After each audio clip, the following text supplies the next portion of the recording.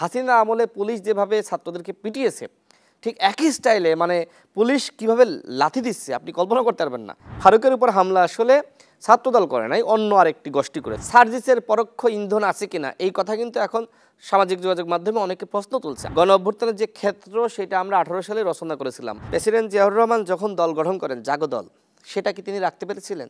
বিলুপ্ত করেছিলেন। মহান মুক্তিযুদ্ধের মূলনীতিকেই বাস্তবায়ন করার জন্য আমাদের দলের লক্ষ্য উদ্দেশ্য হিসেবে আমরা নিয়েছি সাম্য, মানবিক মর্যাদা, সামাজিক সুবিচার। আমন্ত্রণ জানাচ্ছি আমাদের আজকের সোজা সাপটায়। আমাদের সাথে আছেন গণ অধিকার পরিষদের সাধারণ সম্পাদক রাশেদ খান। সমসাময়িক বিভিন্ন বিষয় নিয়ে আমরা কথা শুনবো তার। সরাসরি চলে যাচ্ছি রাশেদ খানের কাছে। আপনাকে অসংখ্য ধন্যবাদ আমাদেরকে সময় দেওয়ার জন্য। আমি প্রথমেই যে বিষয়টি আপনার কাছে জানতে চাইব, গত 4 ডিসেম্বর জাতীয় বিপ্লবী পরিষদের একটি অনুষ্ঠান ছিল, সেখানে আপনাদের সংগঠনের আরেকজন সহকর্মী ফারুক হাসান, তার উপরে হামলা হয়। আমরা দেখেছি সেই হামলার পরে তাৎক্ষণিকভাবে বলা হয়েছিল যে এই হামলাটি করেছে ছাত্রদল। পরবর্তীতে আবার আপনারা আপনাদের বক্তব্য সংশোধন করে পরে বললেন যে আসলে অন্য আরেক দল আপনাদের উপরে হামলা করেছে। আসলে ঘটনাটি কি হয়েছিল, আর এরকম হঠাৎ করে একটি বড় ছাত্র সংগঠন তাদের সম্পর্কে এইভাবে ব্লেম দেওয়াটা এটা কতখানি যুক্তিযুক্ত হয়েছে, অথবা এটা কি একটি বড় ধরনের ভুল হয়েছে কিনা? ধন্যবাদ সবাইকে। গণ অধিকার পরিষদের পক্ষ থেকে শুভেচ্ছা। দেখেন, গণ অধিকার পরিষদের সিনিয়র সহসভাপতি ফারুক হাসান তিনি শহীদ মিনারে জাতীয় বিপ্লবী পরিষদের একটি প্রোগ্রামে উপস্থিত ছিলেন। সেখানে আমাদের সভাপতি নুরুল হক নূর এবং আমাকেও দাওয়াত করা হয়েছিল। দলের পক্ষ থেকে ফারুক হাসান সেখানে উপস্থিত ছিলেন। আমি বুঝলাম না আসলে 3 জনকেই কেন দাওয়াত দিল। তো যাই হোক, আমরা তো 3 জনকেই দাওয়াত দিলে যাব না। ফারুক হাসান গিয়েছে এবং সেখানে যাওয়ার পরে সে যে ধরনের বক্তব্য রেখেছে এটা কিন্তু গণতন্ত্রের পক্ষে, এবং এই যে বৈষম্যবিরোধী ছাত্র আন্দোলন বলেন, নাগরিক কমিটি বলেন, তাদের যে প্রত্যাশা সেই ধরনের বক্তব্য তিনি রেখেছেন। এবং বক্তব্য চলাকালীন সময় আপনি দেখবেন যে শরীফ নামের একটি ছেলে সে এসে বাধা দিচ্ছে, মাইক কেড়ে নিচ্ছে এবং তাকে বলছে যে এই ধরনের কথা আপনি কেন বলছেন, কয়েকবার ডিস্টার্ব করেছে। এরপরে ফারুক হাসান যখন বক্তব্য শেষ করে তিনি আবার বসলেন, তখন যারা আয়োজক ছিলেন তাদের একজন ফারুককে বললেন যে আপনার বক্তব্য শুনে ছাত্রদলের নেতাকর্মীরা ক্ষুব্ধ হয়েছে। তো ফারুক আসলে বুঝে উঠতে পারেনি। তখন ফারুক বলল যে ঠিক আছে, যদি ক্ষুব্ধ হয় আমি তাহলে এখানে না থাকি, আমি চলে যাই। তো ফারুক যখন চলে আসছে, পিছন থেকে একজন এসে সে কলার চেপে ধরলো, শরীফ নামের ছেলেটি, এবং অন্যদেরকে ডাকলো। ডাকার পরে তার উপরে আক্রমণ শুরু করলো। চেয়ার দিয়ে মারছে, হাত দিয়ে ঘুষি দিচ্ছে, ফ্লোরের উপর ফেলিয়ে লাথি দিচ্ছে, মানে অমানসিক নির্যাতন।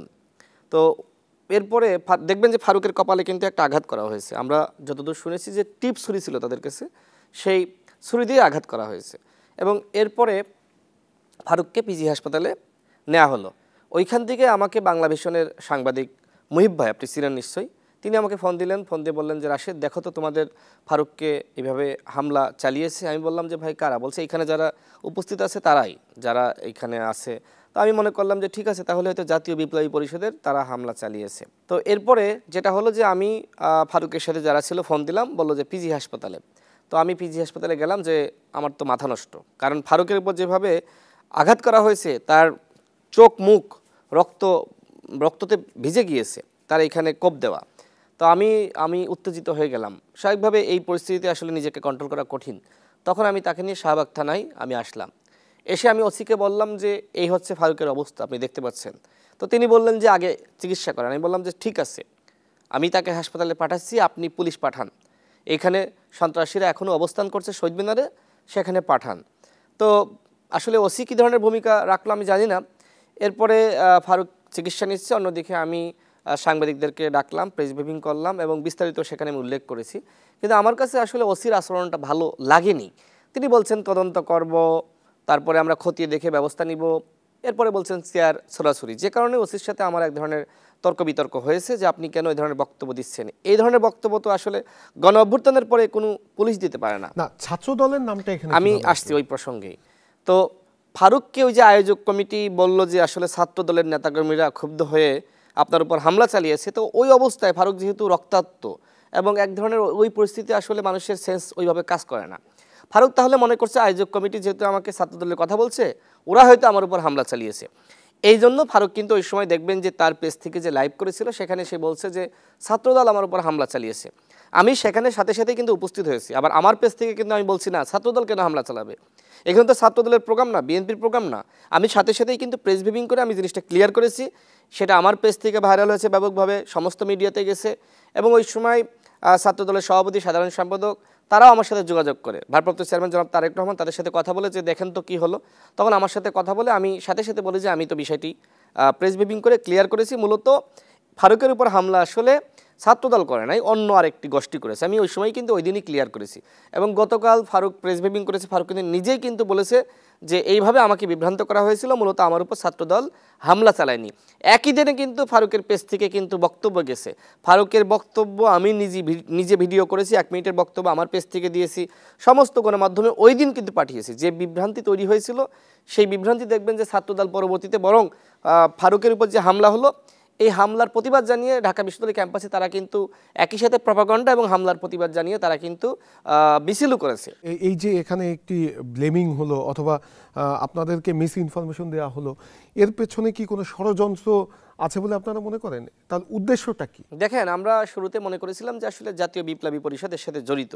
এখন বিপ্লবী পরিষদ আবার বলছে আমরা এর সাথে জড়িত না। যারা এই হামলা চালিয়েছে তারাও অতিথি এবং ফারুকও অতিথি। তো এই হামলায় আবার এর পিছনে আবার জাতীয় বিপ্লবী পরিষদ তারা কিন্তু দাবি করছে যে সার্জিসের সাথে জড়িত। এখন ঘটনা আসলে অনুসন্ধান করতে গিয়ে আমরা আসলে যেটি দেখলাম যে এই যে আহতরা যারা ফারুকের উপরে হামলা চালিয়েছে, আমি এদেরকে আহত বলবো না, এরা আহত লীগ। দেখেন, গণ অভ্যুত্থানের সময় 2টা পক্ষ আহত হয়, একটা হলো গণ অভ্যুত্থানের পক্ষে আর একটা হলো বিপক্ষে। সেই বিপক্ষে কারা? ছাত্রলীগ, যুবলীগ। এখন তারাও কিন্তু হাসপাতালে ভর্তি। এখন এরা বিভিন্নভাবে কিন্তু এখন বলছে আমরা গণ অভ্যুত্থানের পক্ষে ছিলাম। এরাই আপনি দেখবেন যে পঙ্গু হাসপাতালের সামনে স্বাস্থ্য উপদেষ্টাকে অবরুদ্ধ করে এবং এদের পক্ষ থেকে এরা দাবি করেছিল যে আহতদের মধ্য থেকে একজনকে উপদেষ্টা বানাতে হবে। এই যে বিশৃঙ্খলা যারা তৈরি করেছিল তারাই কিন্তু ফারুকের উপরে হামলা চালিয়েছে। এখন এই যে বিশৃঙ্খল গোষ্ঠী আহত লীগ, এরা আবার পরবর্তীতে জুলাই ফাউন্ডেশনের সাথে, জুলাই স্মৃতি ফাউন্ডেশন যেটার সভাপতি প্রধান উপদেষ্টা নিজে এবং সার্জিস সাধারণ সম্পাদক, তো এই ফাউন্ডেশনের সাথে তারা কিন্তু এখন কাজ করে এবং তারা জাতীয় চক্ষু বিজ্ঞান হাসপাতালে ওইখানকার যে আপনার ক্যান্টিনের ঠিকাদারি বলেন, ওইখানকার বিভিন্ন ব্যবসা নিয়ন্ত্রণ করা বলেন, এইগুলো এখন তারা করতেছে। এই গোষ্ঠী পরবর্তীতে আসলে ফারুকের উপরে হামলা চালিয়েছে।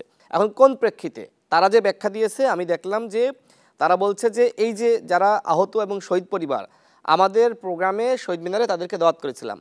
আর সার্জিস কি করলেন? সার্জিস নাকি এই আহত এবং শহীদ পরিবারকে বলেছে যে আপনারা কেউ যেতে পারবেন না, ওটা একটা রাজনৈতিক দলের প্রোগ্রাম।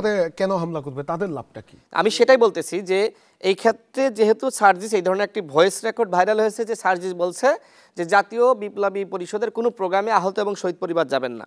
এই কারণে এখন জাতীয় বিপ্লবী পরিষদ মনে করছে যে আমাদের প্রোগ্রামটা বানচাল করার জন্য এই আহত যারা এখন বিশৃঙ্খলা সৃষ্টি করছে এদেরকে সার্জিস পাঠিয়েছিল, এই দাবি জাতীয় বিপ্লবী পরিষদ করছে। তো যাই হোক, আমাদের আরেকটি জায়গায় একটু খটকা লেগেছে, সেটি হলো যারা ফারুকের উপরে এই ধরনের হামলা চালালো, আপনি দেখেছেন যে কীভাবে বিভৎসভাবে হামলা চালিয়েছে। ফারুক তো ওইখানে মারাও যেতে পারতো। ছাত্রলীগ যেভাবে হামলা চালিয়েছিল একই স্টাইলে এই আহত লোক যারা ছিল তারা হামলা চালিয়েছে। এখন আমরা দেখলাম যে এই হামলাকারীরা একটা প্রেস ব্রিফিং করলো জাতীয় চক্ষু বিজ্ঞান হাসপাতালে। এখন তারা যে প্রেস রিলিজ দিল প্রেস ব্রিফিং করার আগে, ওই নোটিশটা আবার সাংবাদিকদের গ্রুপে পাঠিয়েছিল সার্জিস। এখন আমার প্রশ্ন হলো যে ওই যে আহতরা যারা উচ্ছৃঙ্খল আচরণ এখন করছে বা আহত লীগ তাদেরকে বলা যায়, এখন তারা প্রেস কনফারেন্স করবে, তাদের নোটিশ কেন সার্জিস সাংবাদিকদের গ্রুপে দিবে? খটকা তো এইখানেই লাগছে যে সার্জিসের পরোক্ষ ইন্ধন আছে কিনা, এই কথা কিন্তু এখন সামাজিক যোগাযোগ মাধ্যমে অনেকে প্রশ্ন তুলছে। আমাদের পক্ষ থেকে আমরা মনে করি না যে আসলে সার্জিস এই ঘটনার সাথে জড়িত। সে কেন এইটার সাথে জড়িত থাকবে? এইটার পেছনে কারণ কি? এইটা তো আমাদেরও প্রশ্ন, কিন্তু কথা হলো যে ওই যে একটা ক্লু পাওয়া যাচ্ছে যে সার্জিসের সাথে ওদের সম্পর্ক আছে, যোগাযোগ আছে, যেটা কমিউনি ভাইরাও মনে করতেছে। আবার আমরা এই জিনিসটা সামনে আসার পরে আমরাও কিন্তু এক ধরনের দ্বিধান্বিত।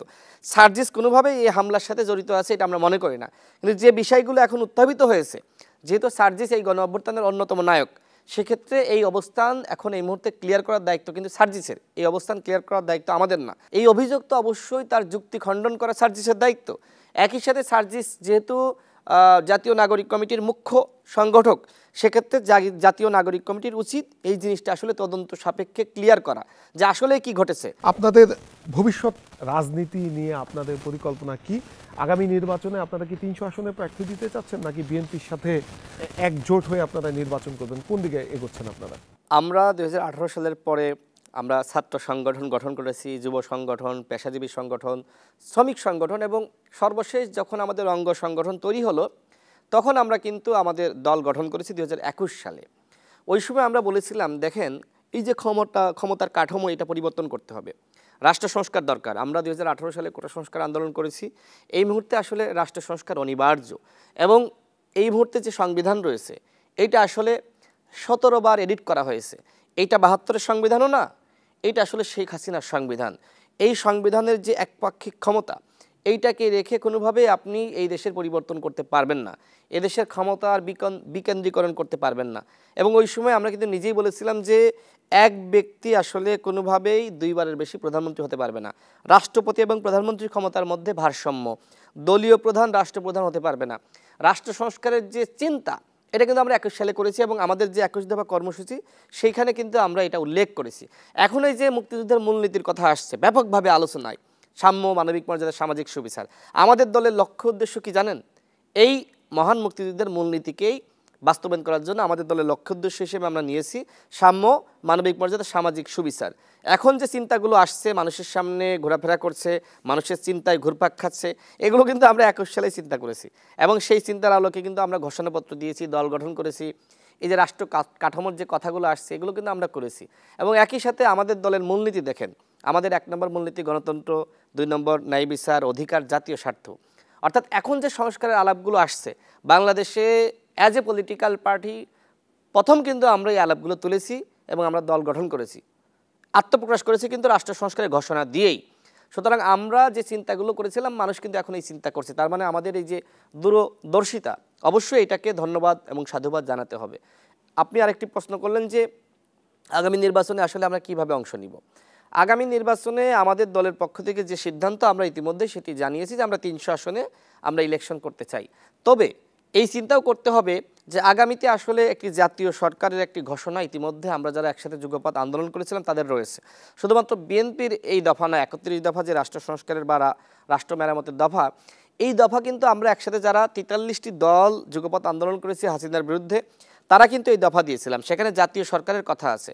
এখন জাতীয় সরকার যদি গঠন করতে হয় সেক্ষেত্রে দলগুলোকে সবাই একসাথে কাজ করতে হবে। জাতীয় ঐক্য এবং সংহতির প্রশ্ন আসছে। এখন জাতীয় ঐক্য সংহতি কি দলগুলোর মধ্যে প্রতিযোগিতার মাধ্যমে, কামড়াকামড়ির মাধ্যমে সম্ভব? সবাইকে এক হয়ে জাতীয় ঐক্য এবং সংহতি প্রতিষ্ঠা করতে হবে, এবং সেই জন্য আগামীতে দরকার জাতীয় সরকার। এই জাতীয় সরকার গঠনের ক্ষেত্রে কী ধরনের রূপরেখা তৈরি করা দরকার, কী ধরনের ভূমিকা রাখা দরকার, সেইটা আবার দলগুলোর সাথে কিন্তু আলাপ আলোচনা নির্বাচনের আগে হবে। তখনই আমরা আসলে সিদ্ধান্ত নিতে পারবো যে বিএনপির সাথে আমরা জোটে ইলেকশন করব, নাকি আসলে এককভাবে 300 আসনে আমাদের যে ঘোষণা রয়েছে আমরা সেইভাবে আসলে ইলেকশন করব। আপনাদের কি 300 আসনে প্রার্থী দেওয়ার মতো সক্ষমতা আছে? দেখেন, আমরা 7 বছর ধরে আমরা লড়াই সংগ্রাম করেছি। একটা দল গঠন করা কিন্তু সহজ ব্যাপার না। না, সেই 7 বছর তো লড়াই সংগ্রাম করেছেন, এটি যেমন সত্য, আবার আপনাদের নিজেদের মধ্যেও তো ঐক্য বারবার নষ্ট হয়েছে। আপনাদের থেকে একটা অংশ ভেঙে চলে গেছে, পরে আবার একটা অংশ আপনারা এসে একজোট হয়েছেন। এখন প্রেসিডেন্ট জিয়াউর রহমান যখন দল গঠন করেন জাগো দল, সেটা কি তিনি রাখতে পেরেছিলেন? বিলুপ্ত করেছিলেন। একটা দল গঠন করতে গেলে নানান ধরনের ফিল্টারিংয়ের প্রয়োজন হয়। মনে করেন যে আমি একটি নতুন সংগঠন গঠন করলাম 100 জন মানুষ নিয়ে, সেখান থেকে 20 জন মানুষ মনে হলো যে এরা আসলে আমার দলের যে লক্ষ্য উদ্দেশ্য আদর্শ ধারণ করে না।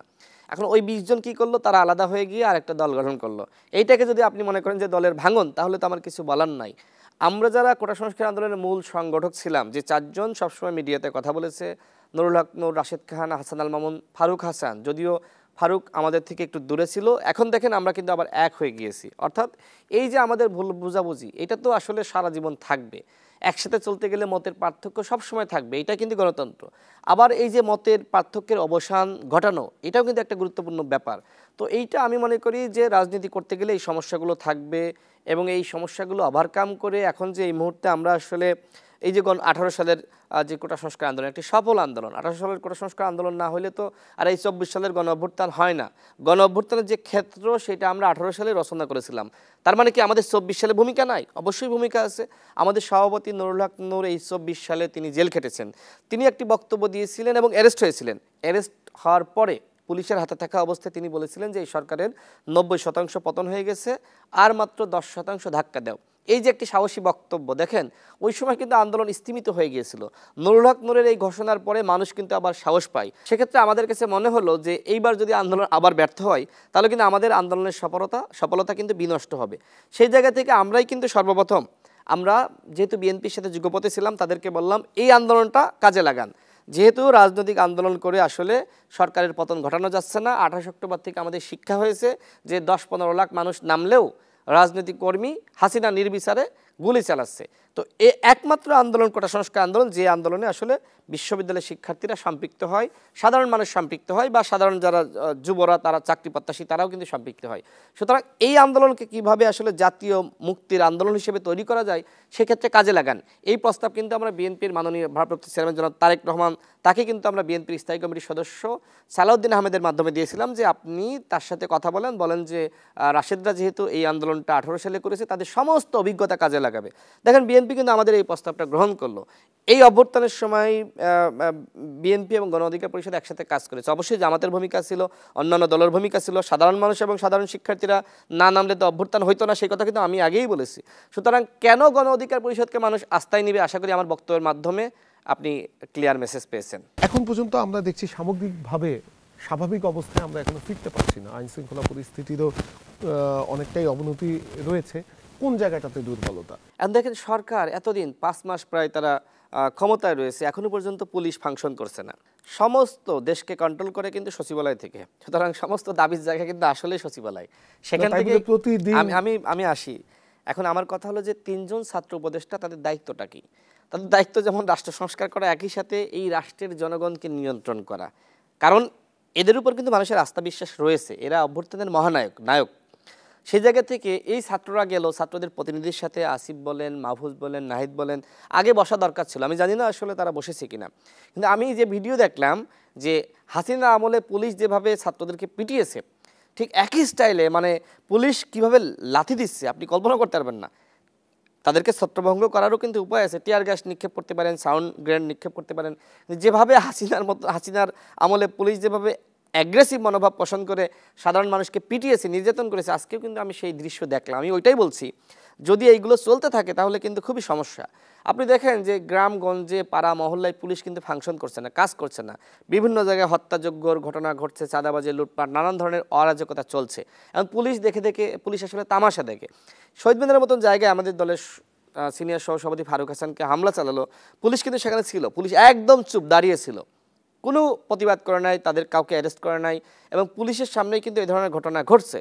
এখন আমি পুলিশের ঊর্ধ্বতন কর্মকর্তাদের সাথে কথা বলেছি, তারা বলছে যে পুলিশ আসলে নৈতিকভাবে এখনও আসলে দুর্বল রয়েছে।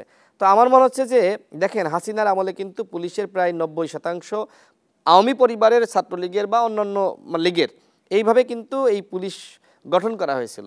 এখন এই পুলিশকে রেখে আপনি কি আসলে দেশ কন্ট্রোল করতে পারবেন? না। 71-এর পরে শেখ মুজিব যে ভুলটা করেছিল সেটি হলো যে পাকিস্তান আমলের আমলা কামলা, পুলিশ, মিলিটারি, তাদের মাধ্যমে আসলে তিনি দেশ চালাতে চেয়েছিলেন। তিনি সেটআপটা পরিবর্তন করেন নাই, যে কারণে দেখেন যে শেখ মুজিব কিন্তু ব্যর্থ হয়েছে। যখন তিনি আসলে ব্যাপকভাবে অজনপ্রিয় হলেন তখন তিনি বাকশাল গঠন করলেন। যখন দেখলেন যে আর পারতেছি না তখন তিনি বাকশাল গঠন করলেন, অর্থাৎ স্বৈরাচারী ব্যবস্থা কায়েম করলেন। ঠিক একইভাবে আমরা দেখেছি যে এই সরকারের আমলেও একই অবস্থা।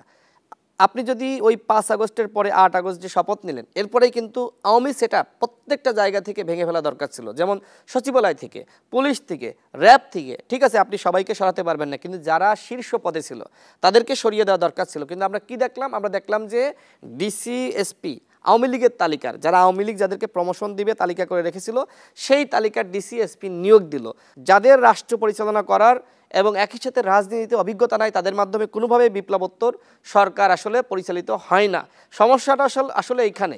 আমরা অভ্যুত্থানের পরে বলেছিলাম, সবাইকে বলেছিলাম যে এই মুহূর্তে দরকার আসলে জাতীয় সরকার, এই মুহূর্তে দরকার সবার অংশীদারিত্বের সরকার, এবং এই সরকারে যারা থাকবে তাদের রাজনীতি এবং রাষ্ট্র পরিচালনায় অভিজ্ঞতা থাকতে হবে। আমাদের কথা শোনা হয়নি, আমরা বলেছিলাম যে ব্যর্থ হবেন, শেখ মুজিব যেভাবে ব্যর্থ হয়েছে ডক্টর ইউনূস একইভাবে ব্যর্থ হবে, সেটাই কিন্তু আমরা এই মুহূর্তে দেখতেছি।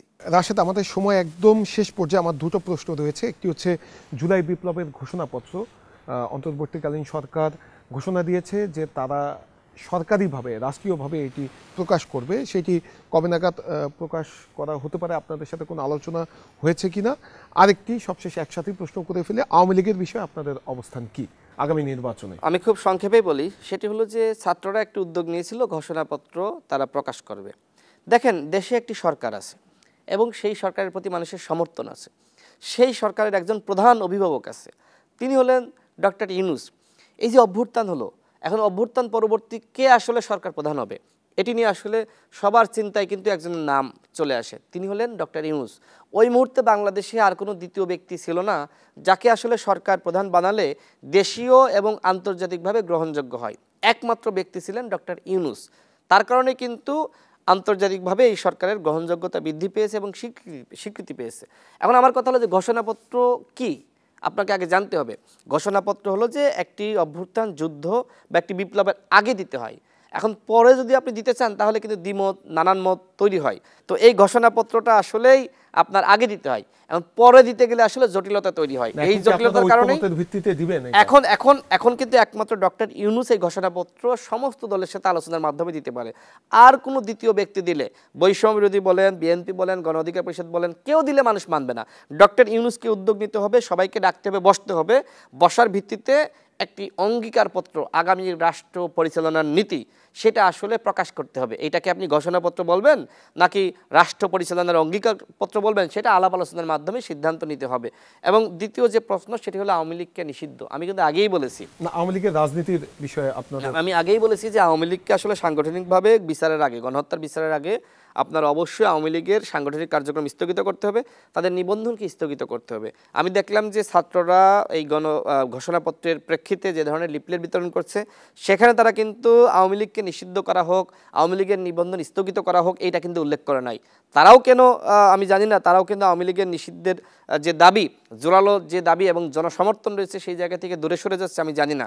আওয়ামী লীগকে আসলে নিষিদ্ধ করা দরকার, সাংগঠনিক কার্যক্রম স্থগিত করা দরকার। কারণ এই ব্যানারটিকে ব্যবহার করে ৭১-এর পরে শেখ মুজিব একবার কিন্তু গণহত্যা চালিয়েছে, জাসদের ৩০,০০০ নেতাকর্মীকে কিন্তু হত্যা করেছে।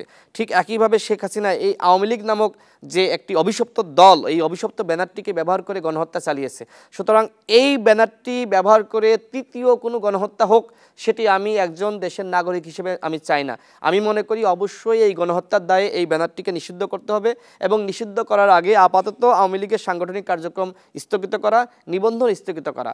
আওয়ামী লীগের যারা অপরাধী ছিল তাদেরকে ধরতে হবে, শেখ পরিবারের প্রত্যেককে ধরতে হবে। এখন কথা হলো যে আওয়ামী লীগের যারা নিরীহ এবং নিষ্পাপ যারা সমর্থক রয়েছে, কর্মী রয়েছে, তাদের কি হবে?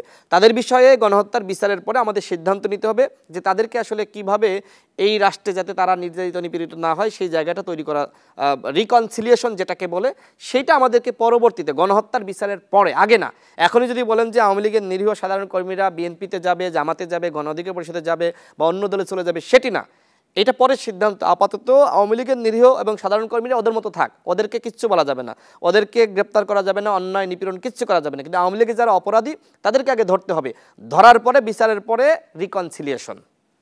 আপনাকে অসংখ্য ধন্যবাদ রাশেদ, আমাদেরকে সময় দেওয়ার জন্য। আমরা সমসাময়িক বিভিন্ন বিষয় নিয়ে কথা শুনছিলাম গণ অধিকার পরিষদের সাধারণ সম্পাদক রাশেদ খানের।